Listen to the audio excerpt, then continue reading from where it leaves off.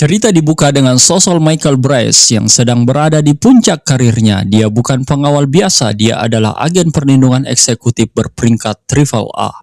Gelar tertinggi yang bisa diraih di bidangnya, tipe orang yang sudah memetakan setiap kemungkinan bahaya sebelum kakinya melangkah dan sudah tahu jalan keluar sebuah gedung bahkan sebelum dia masuk.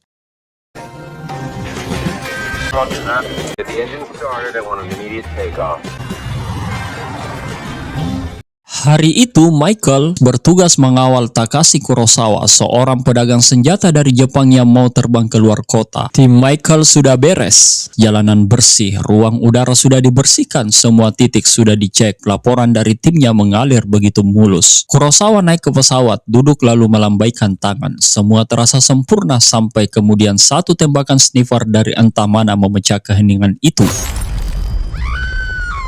Wajah Michael sontak berubah, dia hanya bisa berdiri menyaksikan kliennya jatuh di hadapannya, sementara timnya berteriak panik, satu tembakan beruntung dari sniper yang tidak terlihat.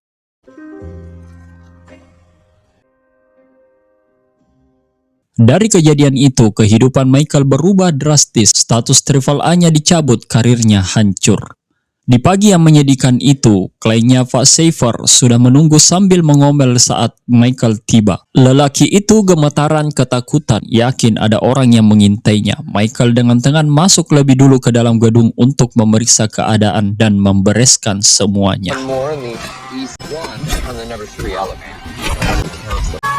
Dengan kemampuan dan ketenangannya, Michael berhasil melumpuhkan lebih dari 10 orang dengan sendirian. Di belahan dunia lain, muncul sosok yang jauh lebih berbahaya, yaitu Vladislav Dukovich, mantan presiden Belarus yang dikenal kejam dan penuh kekuasaan. Saat itu, ia mendatangi rumah seorang pria bernama Profesor Asimov. Dukovich masuk dengan sikap tenang dan berbicara dengan nada sopan, tetapi suasana terasa sangat mencekam. Sambil melihat keadaan rumah itu, Dukovich mengatakan bahwa keluarga adalah hal yang membuat seseorang menjadi utuh. Lalu dengan nada dingin ia menambahkan bahwa mungkin masih ada pelajaran lain yang bisa ia berikan. Karena menurutnya tidak ada yang lebih penting daripada pendidikan yang baik. Di balik kata-kata halus itu, jelas terasa bahwa ia sedang mengintimidasi Profesor Asimov dan keluarganya. Lalu Asimov menghabisi anak dan istrinya di depan mata sang profesor sendiri.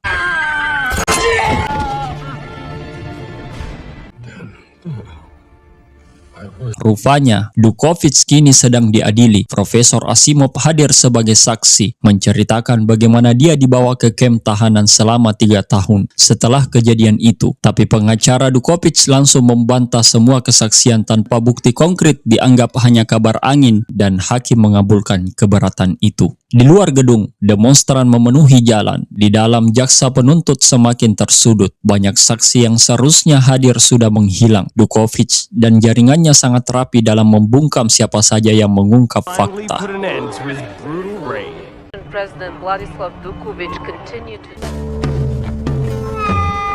Darius Kincaid, pembunuh bayaran dengan 2 lusin dakwaan pembunuhan di 10 negara, sedang mendekam di penjara. Interpol datang dengan tawaran yang tidak mudah ditolak. Bersaksi melawan Dukovich di pengadilan internasional, dan istrinya, Sonia Kincaid, akan mendapatkan pengampunan penuh. Kincaid tidak langsung menerima. Dia menatap perwakilan Interpol dengan tatapan yang sudah melihat terlalu banyak hal buruk di dunia. Lalu bertanya dengan nada datar, "Kalian mau mengampuni wanita yang tidak bersalah? Sungguh mulia sekali kalian." Masalahnya adalah Sonia. Kalau urusannya nyawanya sendiri, Kincaid bisa tenang-tenang saja. Tapi menyangkut perempuan yang dicintainya, tidak ada negosiasi. Dia setuju. Kincaid akan dikawal tim Interpol dari Manchester ke Den Haag dalam waktu 27 jam sebelum batas waktu sidang pukul 5 sore keesokan harinya. Tim pengawalan dipimpin oleh Agen Amelia Rosal. Kincaid memandang tim pengawalnya, selusin polisi dengan tatapan meremehkan. Dia bilang sambil menggerak-gerakkan kepala, "Orang Dukovich sudah membunuh setiap saksi yang dihadirkan melawan mereka, dan tim pengawal saya hanya selusin polisi yang lagi tidak bertugas."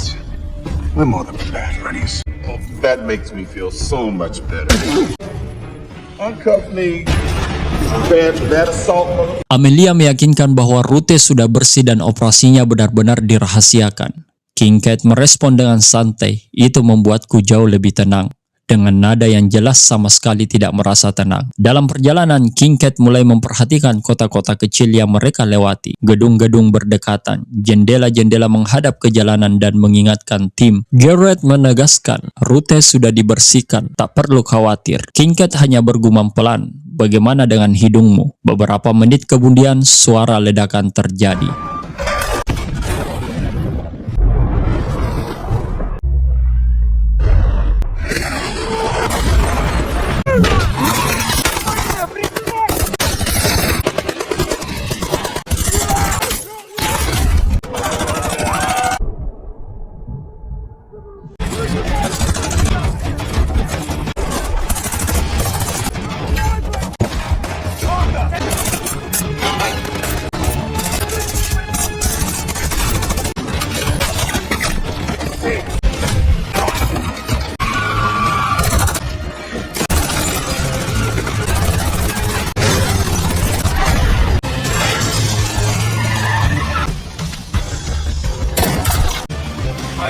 Konvoi mereka dihajar. Pasukan bayaran bersenjata berat menyerbu dari semua arah. Satu persatu agen Interpol tumbang. Baku tembak berlangsung kacau dan brutal. King Cat meski diborgol tidak bisa diam. Dia melumpuhkan musuh satu persatu. Tangan tersekap pun bukan halangan. Hampir seluruh tim Interpol habis. King Cat sendiri terkena tembakan di kakinya. Pada akhirnya hanya dia dan Amelia yang tersisa. There's a safe house. Amelia ingin menelpon markas untuk meminta bantuan. King Cat langsung melarang keras. Ia berkata, satu-satunya cara Dukovic bisa tahu rute kita adalah kalau ada orang dalam yang membocorkan. Jadi, kalau kamu menghubungi seseorang, orang itu harus benar-benar tidak tahu apa-apa. Di sebuah pencucian mobil, Michael sedang asik marah-marah ke pemilik tempat cuci mobil. Tepat di tengah argumen itu, teleponnya berdering. Michael menerima telepon dari Amelia tanpa basa-basi. Amelia mengirimkan alamat di Coventry dan memerintahkan Michael segera datang sambil membawa 3 unit darah O negatif. Michael yang merasa bingung mencoba menjawab santai dan menanyakan kabar Amelia. Tetapi Amelia tidak punya waktu untuk percakapan itu. Saat Michael mulai menolak, Amelia langsung mengancam akan melaporkan seluruh operasi Michael ke Interpol dan memastikan status Triple A miliknya tidak akan pernah kembali lagi. Mendengar ancaman itu, Michael berubah terguncang dan bertanya apakah Amelia sedang mengancam. Namun Amelia dengan dingin menjawab bahwa ancaman itu bukan untuk Michael, melainkan untuk seseorang yang lain. Lalu ia menegaskan bahwa Michael hanya punya waktu 2,5 jam untuk tiba di lokasi. I guess we will. Jesus Christ. Interpol mengabarkan situasi lokasi penyerangan. Tempat kejadian seperti zona perang, belasan agen tewas, senjata berat berserakan. Direktur Renata Kosoria mendapat laporan King Cat dinyatakan kabur. Amelia tidak ditemukan. Ada informan di dalam tubuh Interpol. Yang lebih mencurigakan adalah asisten direktur Jane Foster. Terlihat sedikit tenang. Dia pergi ke Den Haag untuk menggali informasi dari Dukovic. Tapi rupanya kunjungan itu adalah pertemuan antara pemberi perintah dan eksekutornya.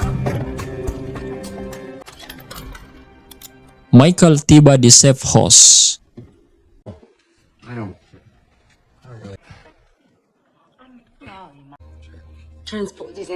Dua musuh bebuyutan bertemu kembali dan perkelahian pun tak terelakkan.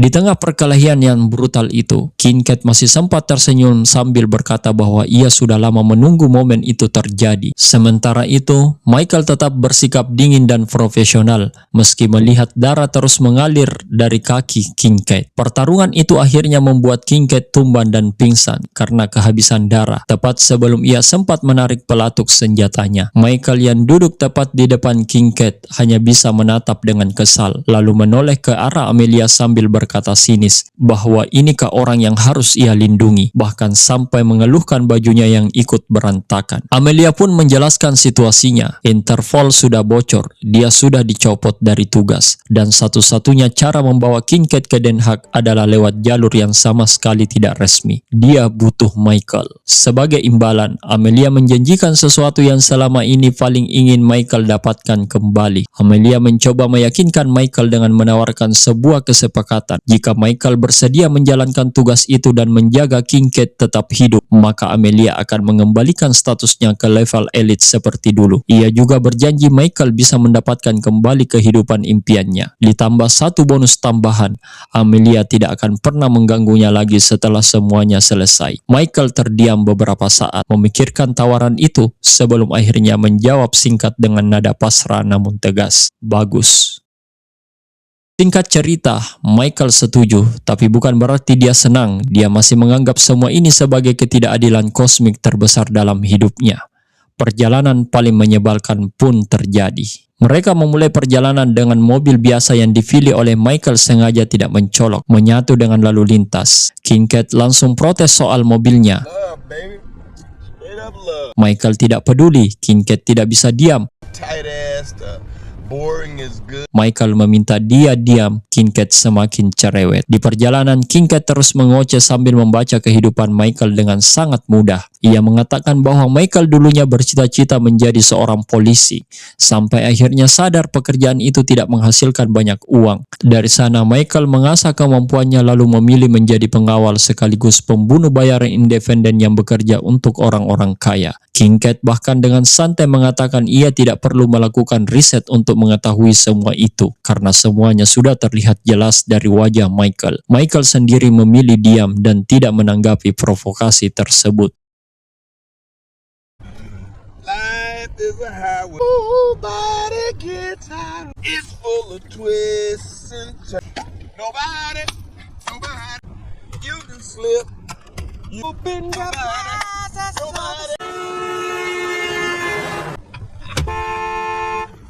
Sementara itu, di penjara Amsterdam, Sonia Kincaid sedang diinterogasi polisi. Polisi itu meminta bantuannya untuk menemukan keberadaan Darius, namun Sonia langsung meledak marah. Dengan nada penuh amarah, ia mengejek polisi itu karena gagal menjaga suaminya, lalu masih punya keberanian meminta bantuannya. Ketika polisi mencoba menjelaskan bahwa mereka khawatir keselamatan Darius terancam, Sonia justru tertawa keras dan mengatakan tidak ada seorang pun di dunia ini yang mampu membunuh Darius Kincaid. Menurutnya, Darius seperti kecoa yang tidak bisa mati dalam situasi apapun. Setelah melontarkan hinaan terakhir, Sonia mengusir para polisi keluar dari selnya, dan mereka benar-benar pergi begitu saja.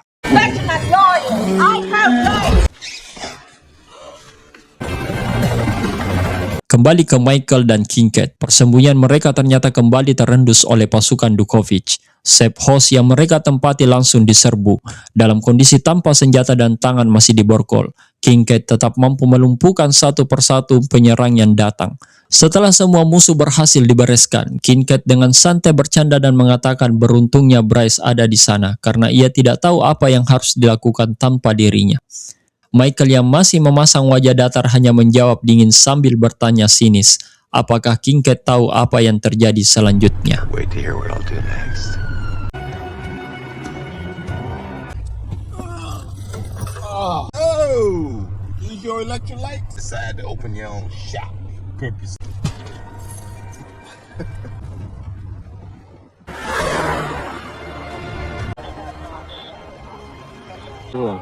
Man as Michael Wright.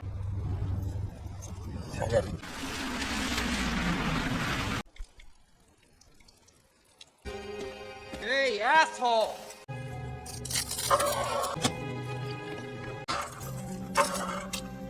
Oh. You think I'm a fucking idiot? Perfectly laid plan! Give me a gun. I got this! I got this! Draw and fire so I can take a look. In a row, all in. So, here's the plan. They did. Let me break it down.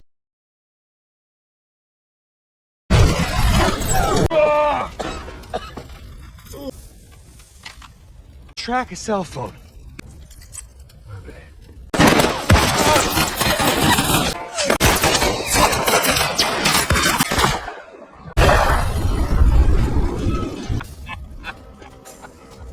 Been better than mine. Setelah mobilnya meledak, mereka terpaksa berjalan dan akhirnya berhenti di sebuah ladang ternak. Bau menyengat, sapi di mana-mana. Michael frustasi sampai ke ubun-ubun. Mereka tiba di kota yang sudah penuh mata-mata Dukovic. Michael punya safe house di sana, tapi sewanya sudah lama tidak dibayar. Jendela masih berlapis polikarbonat, sistem alarm terbaik di pasaran, 3 lapis keamanan. Kincaid masuk lebih cepat dari Michael, membuka kuncinya dan sudah berada di dalam sebelum Michael selesai menjelaskan sistem keamanannya. Kincaid pun langsung bereaksi berlebihan saat melihat isi barang Michael. Dengan penuh percaya diri, ia menyebut namanya sendiri sambil mengatakan kata-kata yang tidak cukup untuk menggambarkan betapa luar biasanya dirinya. Tak lama kemudian itu, Kincaid menemukan foto Michael bersama Amelia. Melihat foto itu, ia tertawa dan menggoda Michael. Kincaid mengatakan bahwa Michael terlihat sangat bahagia di foto tersebut, lalu bertanya apakah Amelia adalah satu-satu wanita yang pernah dianggap cukup penting oleh Michael sampai layak dipoto. Mereka sebenarnya sudah siap untuk pergi, tetapi sebelum berangkat Kincaid diam-diam menghilang. Michael langsung mencarinya dan menemukan Kincaid sedang membeli bunga tulip di sebuah toko. Dari kejauhan, Michael mengawasi situasi sambil diam-diam melumpuhkan para agen Dukovic yang mengintai di sekitar jalan dan semak-semak.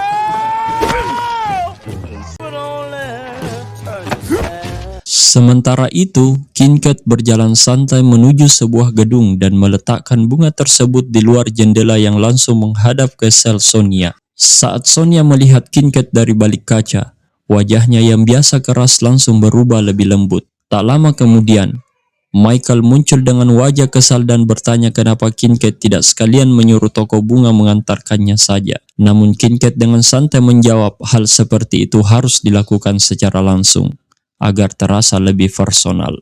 Lalu terjadi sesuatu yang membuat Michael tertegun. Kincaid tertawa saat Michael menyebut nama Kurosawa, dan Kincaid pun bercerita bahwa ayah kandungnya bernama Maurice Evans, seorang pendeta yang dibunuh di gerejanya sendiri saat Kincaid masih 16 atau 17 tahun. Pembunuh itu memajang tubuh pendeta itu di altar.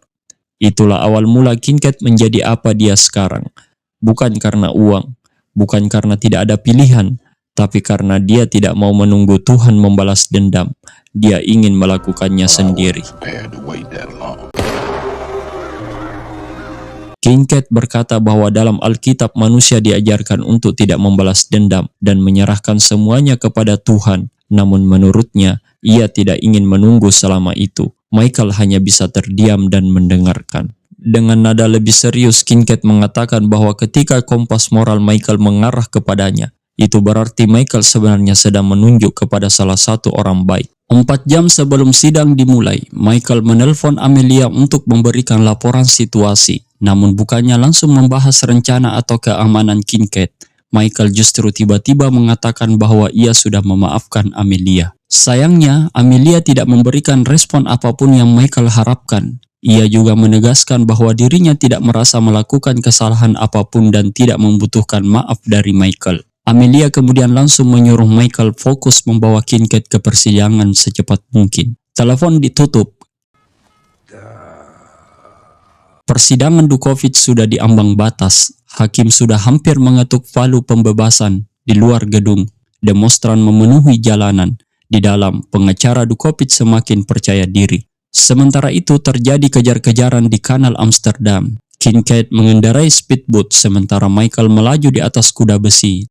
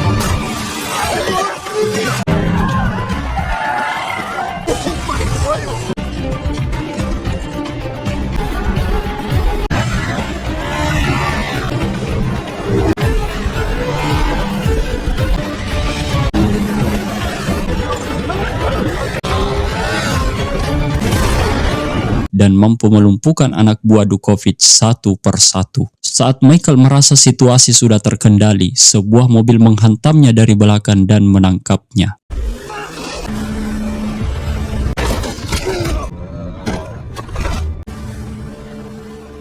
Michael disiksa habis-habisan. Ia dipukul, disiram, bahkan disetrum berkali-kali. Di tengah penyiksaan itu, orang yang menginterogasinya terus mengajukan pertanyaan yang sama berulang kali. Di mana Kincaid berada? Meski kesakitan, Michael masih sempat bicara tentang bagaimana teknik interogasi yang baik seharusnya dilakukan, termasuk pentingnya membangun kepercayaan antara penyidik dan orang yang diperiksa. Namun penyiksanya sama sekali tidak peduli dan langsung menyetrumnya lagi. Dalam kondisi kesakitan itu, Michael tetap menahan diri untuk tidak memberitahukan keberadaan Kincaid. Lalu ketika pertanyaan tentang Kincaid kembali diajukan, Michael malah menjawab sambil tersenyum tipis bahwa Kincaid ada tepat di belakangnya. Ternyata ucapan itu benar. Kincaid memang muncul dari balik tirai.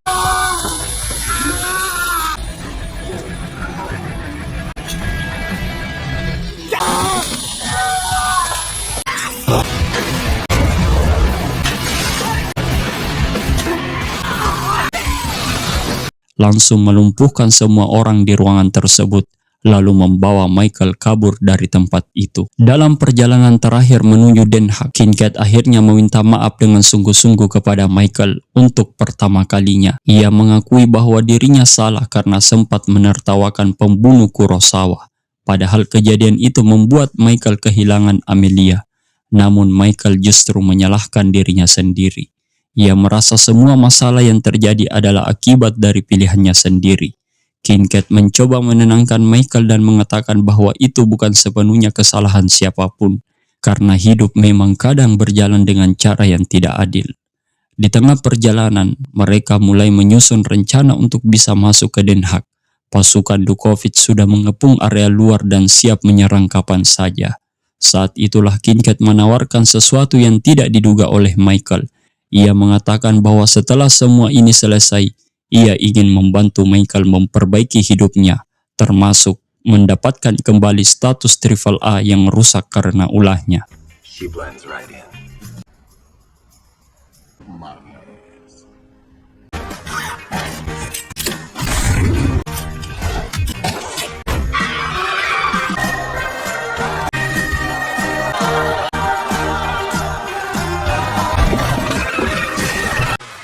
That's responsive.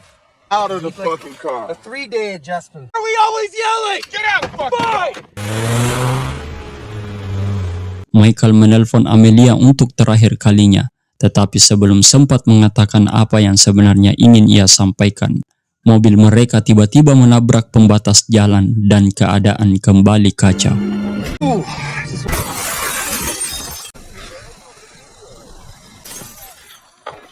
What happened to the seatbelt rule? Jesus Christ!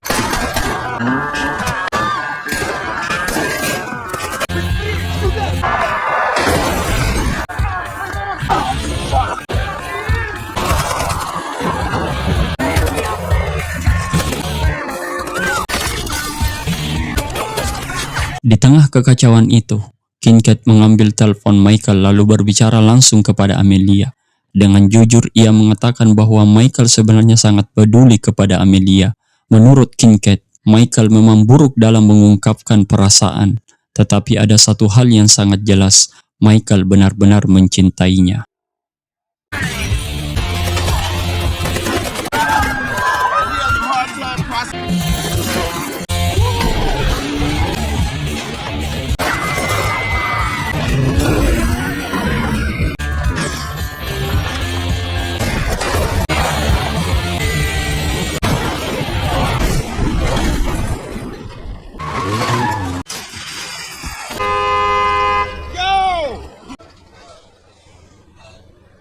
Dengan tubuh penuh luka, berlumuran darah, dan mobil yang sudah hampir hancur, Michael dan Kincaid akhirnya tiba di Mahkamah Pidana Internasional di Den Haag.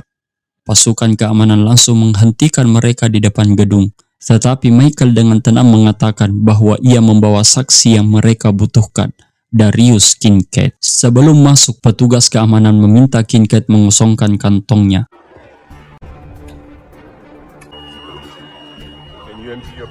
has devolved into a complete waste.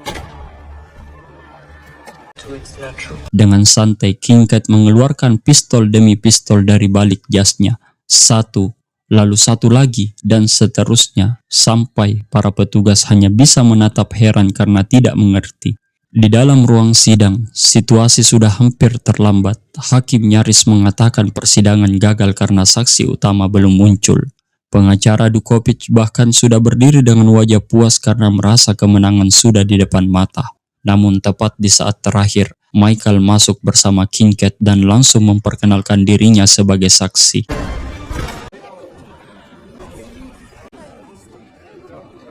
Saat melewati Amelia di dekat pintu masuk, Michael sempat menatapnya lalu berkata pelan bahwa bertemu Amelia adalah hal terbaik yang pernah terjadi dalam hidupnya. Persidangan dimulai. King Cat disumpah, ditanya soal nama aslinya dan dia menjawab jujur bahwa nama aslinya adalah Darius Evans. Ayahnya, seorang pendeta bernama Maurice Evans, dibunuh di gerejanya sendiri.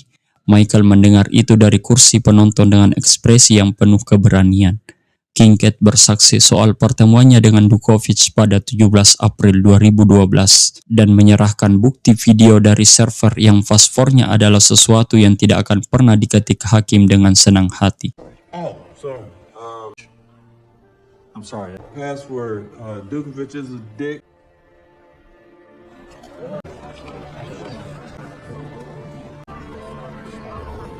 Order! Order! Di ruang sidang, Dukovic akhirnya kehilangan kendali dan secara terang-terangan mengakui semua tuduhan terhadap dirinya. Dengan penuh amarah dan kesombongan, ia menyatakan bahwa dirinya adalah penguasa sah Belarus dan merasa memiliki hak untuk melakukan apapun yang diinginkannya tanpa harus meminta maaf kepada siapapun. Menurutnya, tidak ada kekuasaan yang lebih tinggi yang bisa membatasi dirinya. Pengakuan itu langsung membuat seluruh ruang sidang kacau. Semua orang panik dan suasana berubah tegang dalam sekejap. Amelia segera keluar ruangan sambil mengejar Foster yang pergi meninggalkan ruang persidangan. Di saat yang sama, dari luar gedung mulai terdengar suara mesin besar mendekat, menandakan sesuatu yang jauh lebih berbahaya akan segera terjadi. Sebuah truk besar yang membawa bom tiba-tiba menerobos kerumunan demonstran di depan gedung pengadilan.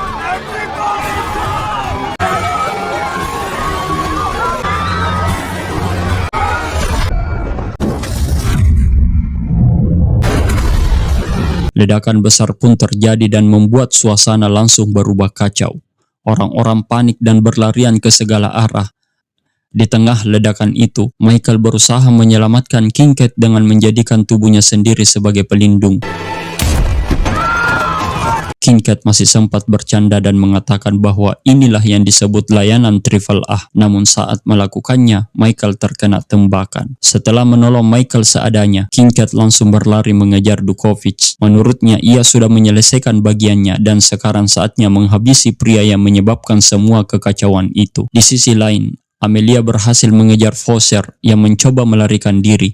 Saat terpojok di sudut gedung, Foster sempat mencekik Amelia dan memintanya menyerah. Namun tepat waktu, Michael yang seharusnya sudah tidak mampu berdiri muncul dan menembak Foster. Sementara itu di atas gedung, Dukovic hampir berhasil kabur menggunakan helikopter, tetapi King Cat muncul dan menghadangnya. Dukovic mencoba berbicara tentang dosa dan masa lalu King Cat, mengatakan bahwa orang seperti dirinya tidak akan pernah bisa ditebus. There is no redemption.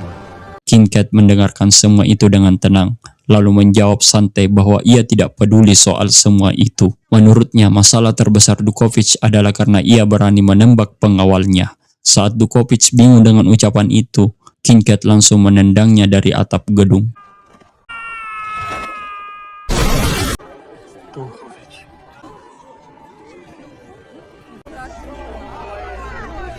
Sambil menerima perawatan medis setelah semua kekacauan itu berakhir, Michael mulai berbicara tentang rencana hidup barunya. Ia mengatakan ingin mengambil pekerjaan yang lebih ringan seperti menjadi pengawal selebriti atau boyband. Karena menurutnya kalau salah satu dari mereka mati, orang-orang tidak akan terlalu marah kepadanya. Mendengar itu, King Cat hanya tertawa dan berkata bahwa mereka bisa mengatur semuanya nanti. Michael langsung bingung dan bertanya, "Kita? Percakapan mereka pun kembali berubah menjadi perdebatan kecil seperti biasa. Meski sudah melalui begitu banyak hal bersama, hubungan mereka tetap sama, terus saling bertengkar, tetapi saling membantu. Pada akhirnya, dua orang yang mungkin terlihat paling kacau dan berbahaya di dunia justru menjadi pasangan yang paling solid, dan pilihan pun tamat.